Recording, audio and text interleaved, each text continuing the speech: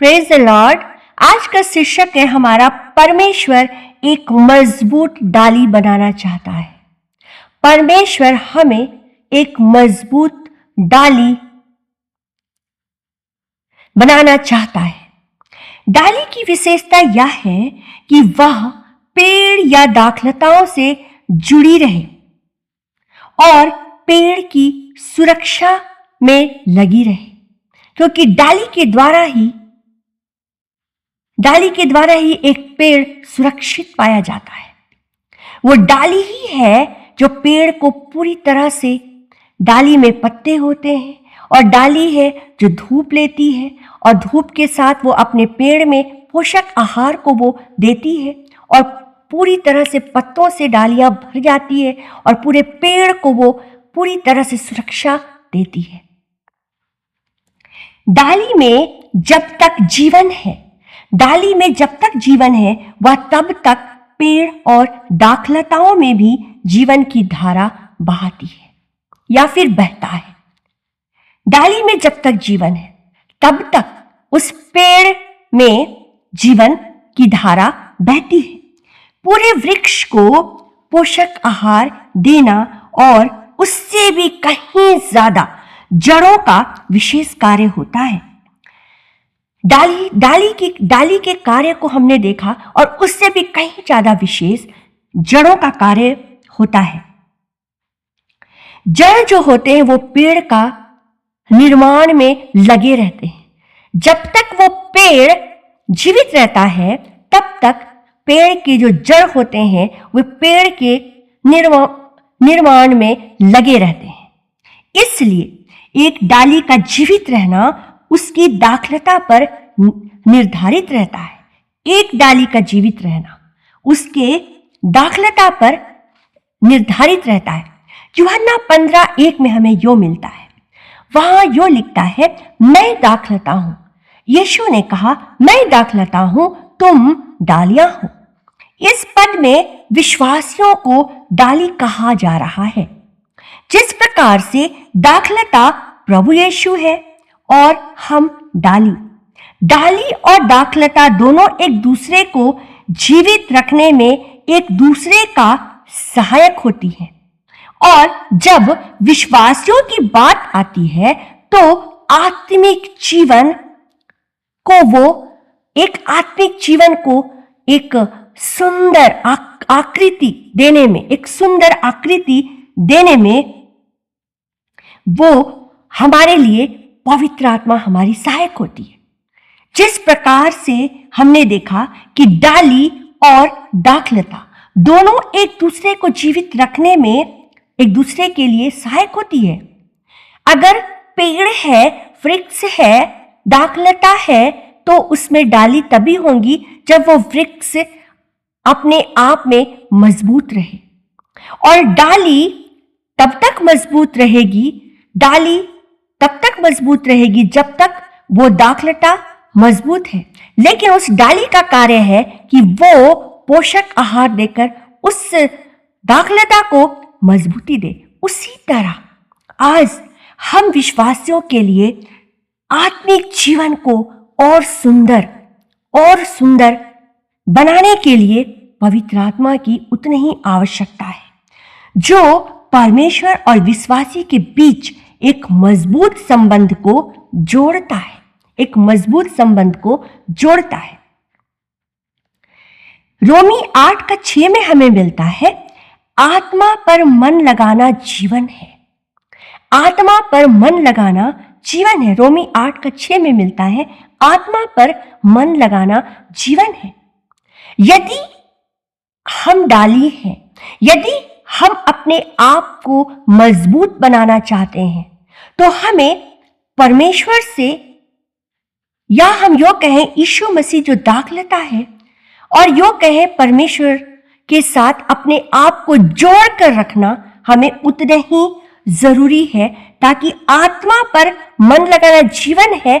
मतलब आत्मा का जो भाग, आत्मा का जो सामर्थ, आत्मा का जो आशीष की बातें, जो एक जीवन देने वाली बातें जो एक डाली को मिल सकती है, अच्छी पोषक, उसे मजबूत होने के लिए, फल देने के लिए और एक मजबूत होने के लिए उसे जिस बात की जरूरत होती है वो परमेश्वर पिता से आत्मा के द्वारा हमें प्राप्त होती। इसलिए कहा गया है रोमी 8:6 में कि आत्मा पर मन लगाना जीवन है। यदि हम पवित्र आत्मा के द्वारा चलाए चल रहे हैं, हम मन लगा रहे हैं, उसकी आज्ञाओं के अनुसार हम चल रहे हैं, पालन कर रहे हैं, तो आत्मा पर मन लगाने वाली बात है। तो हम आत्मा पर मन लगा रहे हैं और हम उसकी आज्ञाओं को हमें मानना है। आत्मा जैसे हमें लेकर चलता है, हमें उसी अनुसार चलना है। आगे यदि हम पौलुस कहता है कुलुस्सियों की पत्री 2 अध्याय 7 में यदि हम देखें, पौलुस कहता है कि दृढ़ता से जड़ पकड़ते और उसमें बढ़ते हुए जैसे तुम सिखाए गए थे वैसे ही अपने विश्वास में स्थिर होकर अत्यंत धन्यवाद करते रहो। बहुत विशेष बात है यहाँ पर। आत्मा के अनुसार आत्मा पर मन लगाना जीवन है। यदि हम आत्मा पर मन लगाते हैं तो आत्मा के अनुसार हम चलते हैं, और यदि हम आत्मा के अनुसार चलते हैं तो आत्मा के अनुसार सिखाए भी जाते हैं। आत्मा बाइबल के अनुसार, क्योंकि पूरी बाइबल पवित्र आत्मा की अगुवाई में लिखी गई है, तो पवित्र आत्मा के अनुसार जब हम चलते हैं तो वचन की गहराइयों में हम जाते हैं, और जब वचन की गहराइयों में जाते हैं हमारी पकड़ मजबूत होती है। और यहाँ लिखता है जैसे तुम सिखाए गए थे, और जैसे हम सिखाए जाते हैं। ये अपने शिष्यों से इन बातों को पौलुस अपने शिष्यों से कह रहा है, आज वो हमें भी कह रहा है कि जैसे हम सिखाए जाते हैं, हम वचनों के आधार पर जैसे सीखते हैं और सिखाए जाते हैं, वैसे ही हम जड़ पकड़ते जाएं। वैसे ही हमारा आधार जो है, वो रूट जो है, वो जड़ पकड़ता जाए, तभी डाली मजबूत हो सकती है, तभी डाली मजबूत हो सकती है। वरना दाखलता कमजोर पड़ी तो डाली भी टूटकर सूख कर गिरने लगती है।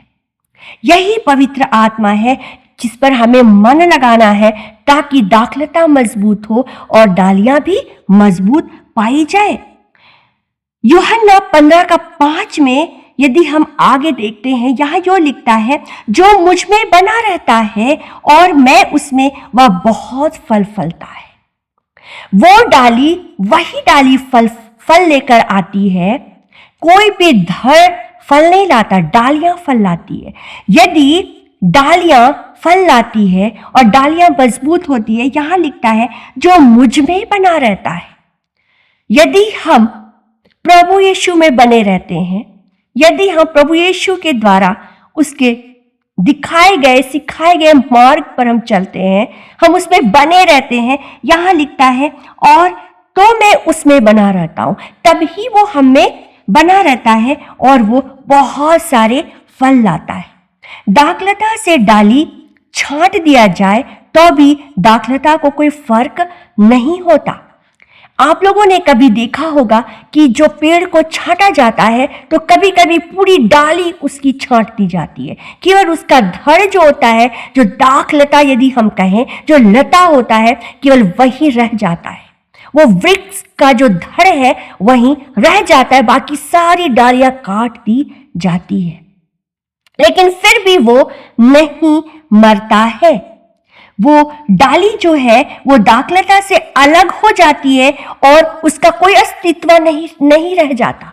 वो डाली अपने आप में सूख जाती है, उसका कोई अस्तित्व नहीं रहता। और यहां हम देखें, यदि यूहन्ना 15:2 में लिखता है, जो नहीं फलती उसे काट डालता है, जो नहीं फलती उसे काट डालता है, और जो फलती है उसे वह छांटता है। जो फलती है उसे वह छांटता है कि और फले। यहां एक गहरी बात छिपी है, डाली को फलवंत होना ही होगा। एक विश्वासी फल रहित डाली नहीं हो सकता, एक विश्वासी फल रहित डाली नहीं हो सकता। यदि ऐसा है तो वचन हमें बतलाता है वह काट डाला जाता है, वह काट डाला जाएगा।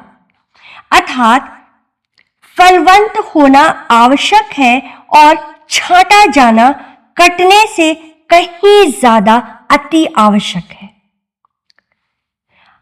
फलवंत होना आवश्यक है और छांटा जाना कटने से कहीं ज्यादा अति आवश्यक है, ताकि ज्यादा फलवंत हो।